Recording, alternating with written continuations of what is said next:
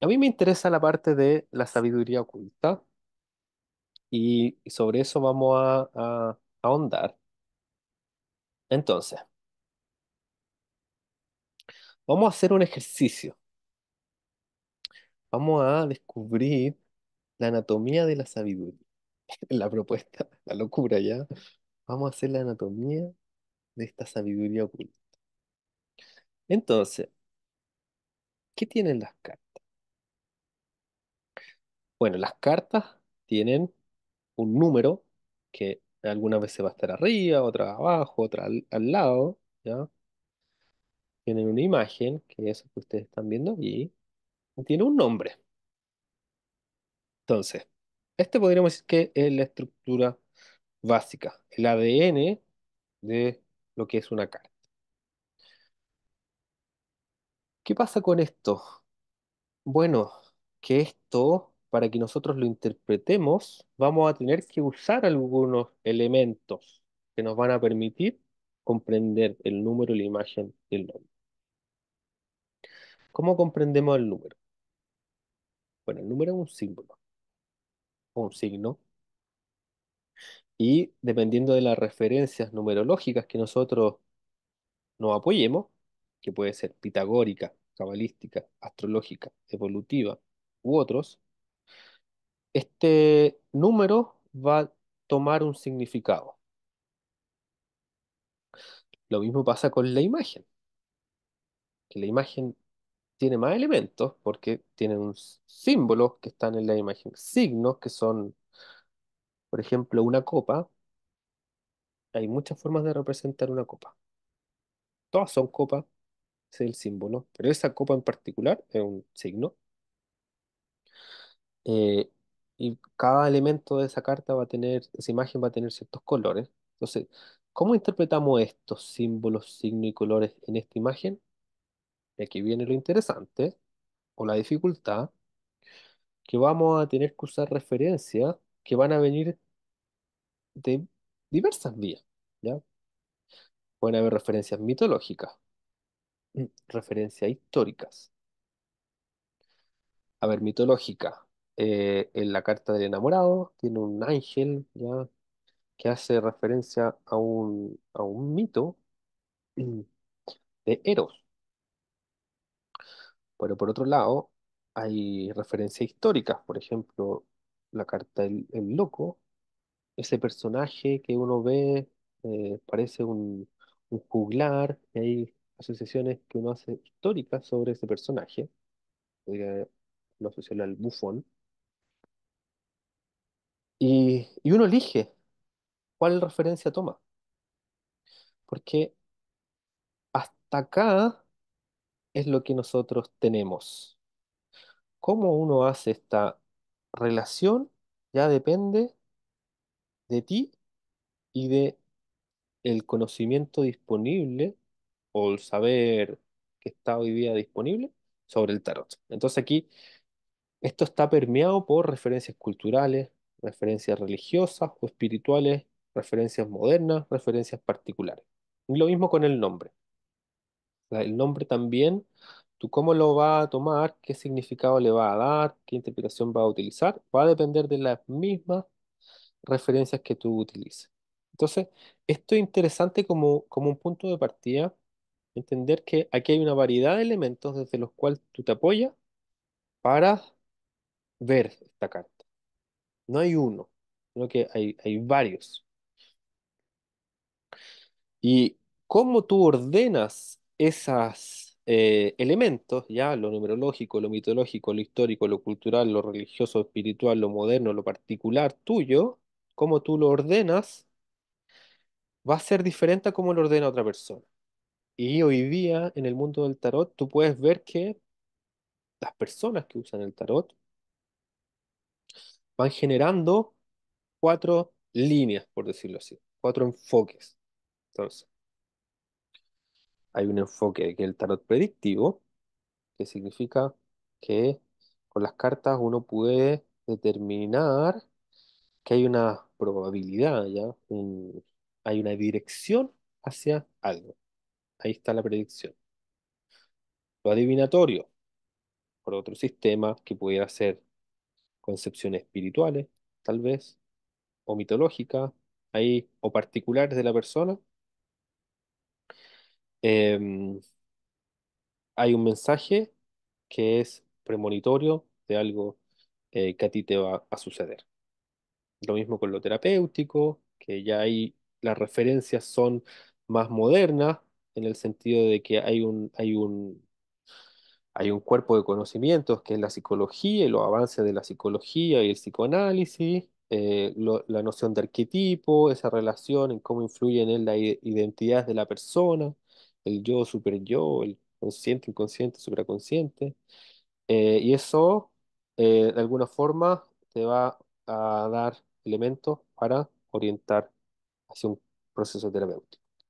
Lo evolutivo, bueno, desde el desarrollo personal, cómo tú haces un orden que te permite, ya sea de aquí es de lo mitológico, histórico, cultural, religioso, espiritual, moderno, particulares, generar un desarrollo personal. Ya quizás aquí las referencias son más particulares, pero va a depender del tipo de enfoque de tarot. Y lo ocultista, que hace referencia a a una práctica ritual, ya, pero también a una cosmovisión donde hay un mundo sutil. Y ese mundo sutil tiene ciertas leyes, tú tienes acceso a ese mundo sutil bajo ciertas prácticas, y el tarot es un elemento que te va a permitir avanzar, crecer en desde esa visión de mundo, em, por una parte, ¿ya? Y ahí podemos ver eh, lo más cabalístico, em, también uno podría decir lo astrológico, todas estas ciencias, la alquimia y todas estas ciencias que de alguna forma se les considera esotéricas. Y el tarot creativo, que es un tarot creativo, estamos hablando de algo que agrupa diferentes em, usos del tarot, aplicaciones, que hace referencia al tarot como un gatillador, un generador de procesos artísticos, em, que pueden ser desde expresiones artísticas o em, procesos para generar innovación, creatividad, etcétera. Entonces, qué interesante observar acá que esa sabiduría oculta que Antoine Cour de Gebelin decía que estaba en el tarot, hoy día podríamos decir que hay cuatro líneas de esa sabiduría oculta, que son estas cuatro enfoques o cuatro escuelas desde los cuales tú puedes encontrar autores, y también de estos cuatro hay subenfoques en cada uno que también tú puedes encontrar desarrollo. Entonces, hoy día se ha generado un conocimiento sobre el tarot, que podríamos decir un conocimiento sobre esa sabiduría oculta, tú la puedes organizar en estos cuatro elementos, y también pudiéramos agregar más o desagregarlo, porque sabemos que en cada uno también hay enfoques eh, que se diferencian entre ellos. Claro, el tarot óptico depende, porque ¿qué pasa con el tarot óptico? El tarot óptico, eh, hagamos un marco. Hay una postura sobre que en el tarot hay una sabiduría. Ahora, ¿qué tipo de sabiduría hay? Este enfoque te va a decir. ¿Por qué? Porque desde la psicología, esa sabiduría que está ahí es una sabiduría que tú proyectas. Entonces, el tarot, como desde lo óptico, desde lo que tú ves, tú puedes desarrollar una relación con tu arquetipo, contigo mismo. Entonces, desde lo óptico, uno podría llegar al enfoque eh, evolutivo o terapéutico. Pero también, desde lo óptico, tú también, desde lo ocultista, tú desarrollas con la mirada ciertas cualidades eh, sutiles. Entonces, lo óptico estaría también en cada una de estas. con mayor o menor medida, y también en lo creativo, tu capacidad visual te va a despertar asociaciones, ¿ya? Y asociaciones que si tú las vas desarrollando te hace estar más despierto, despierta, con más una disposición creativa, ¿ya? Entonces, te fijas que lo óptico, si bien lo podríamos colocar como un elemento más, también están los otros. Y pudiera ser, como estos son ejercicios donde uno diferencia lo ocultista, lo terapéutico, lo proyectivo, también tienen elementos en común. Entonces, claro, estamos en este juego de diferenciar, pero también entendiendo que esto está relacionado, ¿ya? Eso es la respuesta a la pregunta de Magdalena. Ok, ahora, hagamos un alto. ¿Qué nos dice que dentro del tarot podamos encontrar al menos estos cuatro enfoques? ¿Ya? ¿Qué nos dice eso? Entonces, aquí yo creo que hay algo importante a observar. Aquí uno podría decir que estos son cuatro tipos de sabiduría.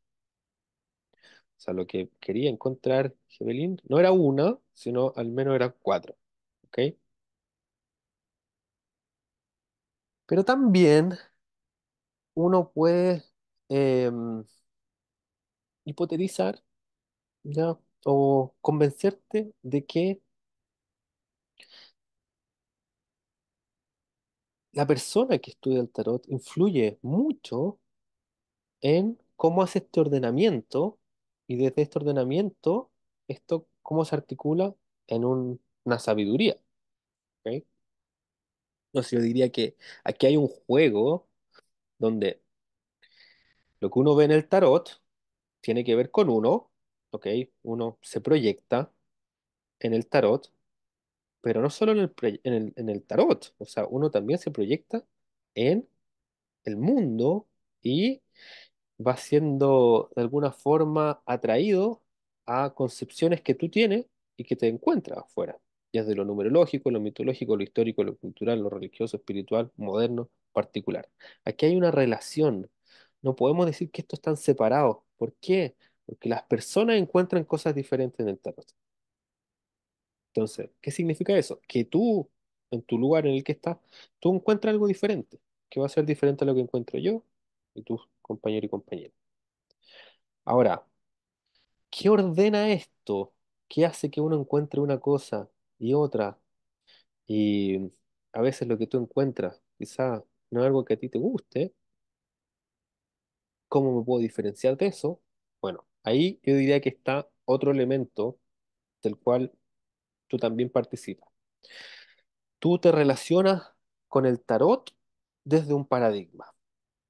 Entonces, aquí uno también pudiera decir eh, estos cuatro tipos de sabiduría, ¿ya? El adivinatorio, predictivo, el evolutivo, terapéutico, el ocultista y el creativo, se apoyan en paradigmas diferentes. Sí, uno pudiera decir que efectivamente el tarot es algo diferente.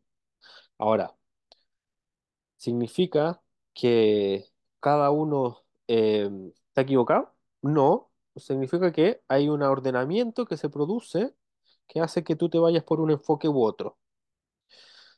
Aunque tú no sepas que existen estos cuatro enfoques. Por eso es un paradigma. Que el paradigma no te pregunta a ti, eh, ¿te parece esto? No, el paradigma mueve tu realidad, ¿ok? Entonces, ¿qué es importante aquí? Notar.